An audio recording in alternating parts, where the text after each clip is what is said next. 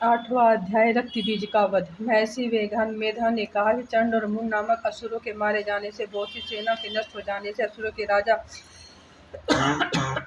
प्रतापी शुंभ ने क्रोध वश से युक्त होकर अपनी संपूर्ण सेना को युद्ध के लिए तैयार होने की आज्ञा दी। उसने कहा, अब आयुध नामक 86 सेना असुर सेनापति अपनी सेना के साथ युद्ध के लिए जाएं। कम्बो नामक 84 सेनापति भी युद्ध के लिए जाएं और कोटि वीर्य नामक 50,000 सेनापतियों धूम्रकुल नाम के 100 सेनापति प्रस्थान करें। कालक, दोहरिया, मौर्य और कालकेय दैत्य भी मेरी आज्ञा से सजाकर युद्ध के लिए कूच करे। भयानक शासन करने वाले असुरों का स्वामी शुंभ इस प्रकार आज्ञा को देकर बहुत बड़ी सेना के साथ युद्ध के लिए चला। उसकी सेना को अपनी ओर आता देखकर चंडिका ने अपनी धनुष की टंकार से पृथ्वी और आकाश के बीच का भाग गुंजा दिया।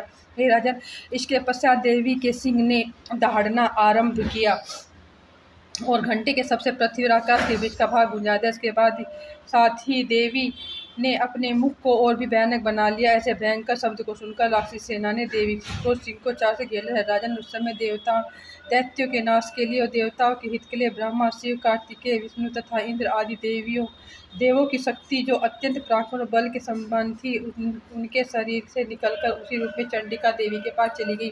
जिस देवता का जैसा रूप वैसा ही उसका वाहन, वैसा ही आभूषण वाहन लेकर उन देवताओं की शक्ति दैत्य से युद्ध करने के लिए आई।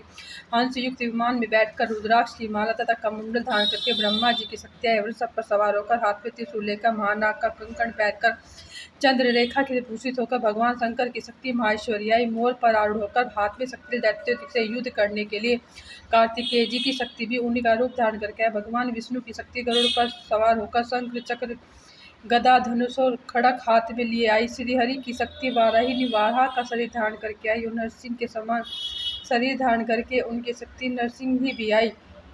उसकी गर्दन के झटकों से आकाश के तारे टूट पड़ते थे और इसी प्रकार देवराज इंद्र की शक्ति ऐन्द्री भी ऐरावत के ऊपर सवार होकर आई। पश्चात इन देव शक्तियों से घिरे भगवान शंकर ने चंडिका से कहा, मेरी प्रसन्नता के लिए तुम शीघ्र ही असुरों को मारो।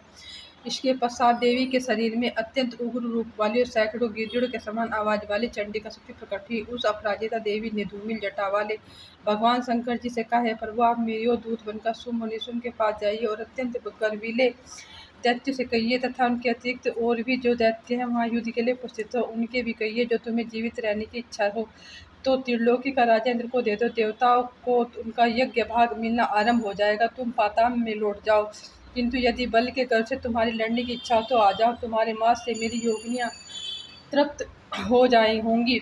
चूंकि उस देवी ने भगवान शंकर को दूत के कार्य में नियुक्त किया था।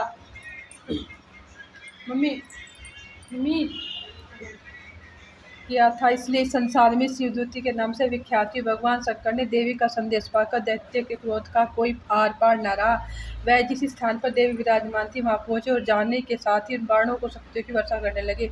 देवी ने उनके फेंके हुए बाणों, शक्तियों, त्रिशूल से परसों को अपने बाणों से काट डाला। काली देवी के साथ आगे खड़ी होकर शत्रुओं के त्रिशूल से विदर्ण करने लगी, खंड वाल से कुचलने लगी। ब्राह्मणी जल छिड़क कर दैत्य के वीर्य बल को नष्ट करती। इस प्रकार भाईश्वर त्रिशूल से, वैष्णवी चक्र से अत्यंत कोप वाली कौमारी शक्ति तथा असुरों को मार रही थी। ऐन्द्री इनके बाजू के प्रभाव से सैकड़ों दैत्य रक्त की नदियां बहाते पृथ्वी पर गए। वाराहिनी ने कितने ही राक्षसों को अपनी थूथन और मृत्यु के घाट उतार दिया। दाढ़ों के विभाग से कितने राक्षसों की छाती चीर डाला। चक्र की चोट से कितनों को विदर्ण करके धरती पर डाल दिया। बड़े बड़े राक्षसों के नरसिंह अपने नखों से विदर्ण करके भक्षण कर रही थी। सिंहनाद के से चारों दिशाओं में गूंजती हुई रणभूमि विचार रही थी। शिवदूती के प्रचंड अट्टहास से कितने दैत्य भयभीत होकर पृथ्वी पर गिर पड़े। उन्हें गिरते उनकी क्षण भर में भक्षण कर डाला। इस तरह क्रोध से भरकर मात्र गणों द्वारा नाना प्रकार से उपाय बड़े बड़े असुरों को मारते हुए देखकर राक्षसी सेना भाग खड़ी हो और उनको इस प्रकार भागता देखकर रक्तबीज नामक महापराक्रमी राक्षस क्रोध से भरकर युद्ध के लिए आगे बढ़ा। उसके शरीर से रक्त की बूंदें पृथ्वी पर जैसे गिरती, तुरंत ही उसके शरीर वाला वैसा ही बलवान दैत्य पृथ्वी पर उत्पन्न हो जाता। रक्तबीज गदा से हाथ लेकर ऐन्द्री के साथ युद्ध करने लगा। जब इंद्र शक्ति ने अपने वज्र से उसको मारा तो घायल होने का शरीर पर बहुत सा रक्त बहने लगा और उसकी प्रत्येक बूंद से उसके समान ही बलवान तथा महापराक्रमी अनेकों दैत्य भयंकर युद्ध प्रकट हो गए। वह सब दैत्य बीज के समान ही बलवान तेजवान थे। वह भी भयंकर अस्त्र लेकर देवियों के साथ लड़ने लगे। जब ऐन्द्री ने वज्र प्रहार से उनके मस्तक पर चोट लगी रक्त बहने लगा और उनके हजारों ही पुरुष उत्पन्न हो गए। वैष्णवी ने चक्र से, इंद्री ने गदा से और रक्त बीज से चोट पहुंचाई। वैष्णवी के चक्र से घायल होने पर शरीर में जो रक्त था उसके हजारों महाअसुर उत्पन्न हुए। उनके द्वारा संपूर्ण जगत व्याप्त हो गया। कुमारी ने शक्ति से, वाराणी ने खड़ग से और माहेश्वर ने त्रिशूल से उनको घायल किया। इस प्रकार क्रोध से भरकर उस महादैत्य ने सब मात्र शक्ति से पृथक पृथक गदा से प्रहार किया और माताओं ने शक्ति तथा शूल इत्यादि से उसको जो बार बार घायल किया। उनके सैकड़ों महादैत्य उत्पन्न हुए। इस प्रकार रक्त बीज से रुधिर उत्पन्न हुआ। असुर से संपूर्ण जगत व्याप्त हो गया, जिससे देवताओं को भय हुआ। देवताओं को भयभीत देखकर चंडिका ने कहा, हे चामुंडे, अपने मुख को बड़ा करो। मेरे शस्त्र घात से उत्पन्न रक्त बीजों के उस रक्त बिंदुओं से उत्पन्न महाअसुरों को तुम अपने इस मुख में भक्षण करते जाओ। इस प्रकार रक्त बिंदुओं से उत्पन्न हुए महाअसुरों को तुम अपने इस मुख में भक्षण करते जाओ। इस प्रकार रक्त बिंदुओं से उत्पन्न महादेव भक्षण करते तुम रणभूमि में विचरो।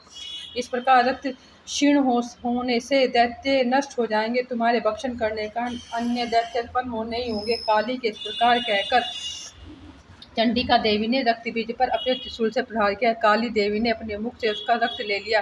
तब उसने गदा से चंडिका पर प्रहार किया। इस प्रकार चंडिका को तनिक भी कष्ट न हुआ, किंतु रक्त बीज के शरीर से बहुत सारे मिलने लगे, लेकिन उसके गिरने साथ ही काली ने उनको अपने मुख में ले। काली के मुख से उस रक्त के से जो असुर उत्पन्न हुए थे उनको उसने भक्षण कर लिया। रक्त पीती गई। तदंतर देवी ने रक्त बीज से जितना खून काली कृपया व्रत धारण, खड़ग, ऋषि आदि मार डाला। हे राजन, इस प्रकार के शस्त्रों से मारा हुआ खून से वंचित वह महादैत्य रक्त बीज पृथ्वी पर गिर पड़ा। हे राजन, उसे गिरने से देवता अति प्रसन्न हुए और माताएं उन असुरों का रक्त पीने के पश्चात उद्यत होकर नहले। बोलो देवी मैया की जय। बोलो।